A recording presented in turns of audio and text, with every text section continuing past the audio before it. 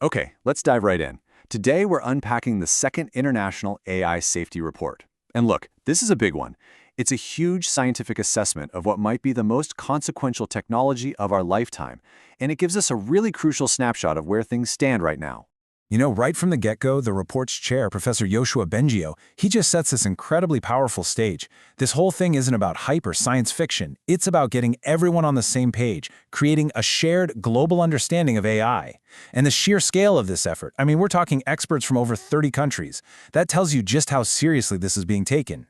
So the entire report is really built around solving this one core problem they call the evidence dilemma. And think about it. AI is moving at lightning speed, right? But figuring out the real-world risks, that takes time. You act too early, you could crush innovation, but you wait too long, and society could be left wide open to problems. This report is basically the toolkit to help leaders navigate that incredibly difficult tightrope. So what really gives this report its teeth? Well, it's essentially a global consensus. Think of it like a report card for AI, put together by over 100 independent experts, from governments, the UN, the EU, you name it. The goal here is to create a single source of truth about how AI is evolving, so that everybody, and I mean everybody, is working from the same playbook. All right, so the first big question the report tackles sounds simple, but the answer is, well, it's anything but. What can the most advanced AI systems actually do right now? Because the progress we've seen, even just in the last year, has been absolutely staggering. You have to remember, just a couple of years back, none of this was even remotely possible. Today's top AI models, they're operating at an expert level in these incredibly complex fields. We're talking about systems that can pass the bar exam, help diagnose medical conditions, and now, for the very first time, solve math problems at an international gold medal level. The speed of this change is just wow. But here's the catch, the big paradox. The report calls it jagged capabilities. An AI can solve a PhD-level physics problem one minute and then completely fail at a basic common sense task the next. It's this wild unpredictability that's such a huge challenge because it makes it almost impossible to know what you can and can't trust the AI to do safely. So what's behind these huge new leaps in performance, especially in really tough areas like math and coding? Well, the report points to what they're calling reasoning systems. Instead of just spitting out an instant answer, these models can now break a problem down into steps. They can, think through the problem before giving you a final response. And that is a total game changer for their capabilities. Of course, with these incredible new powers come new and emerging risks.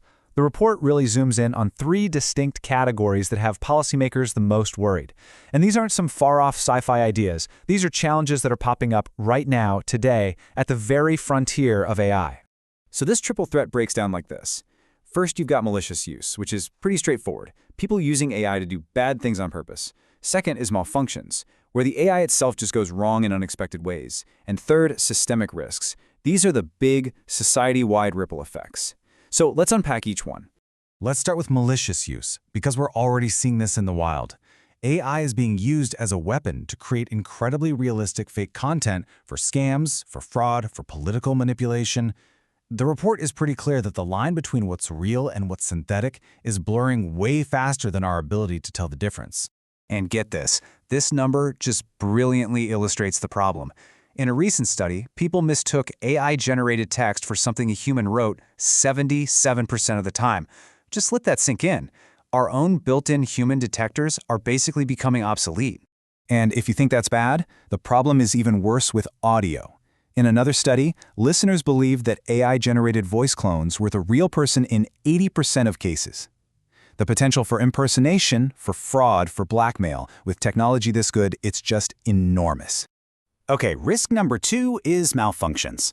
Now, this isn't about bad actors, this is about the technology itself just failing. We've all heard about models hallucinating or just making stuff up, but as we give AI more and more autonomy, the danger goes from just giving out bad information to potentially losing control of systems that are acting in the real world. And right here, this might be one of the most sobering findings in the entire report.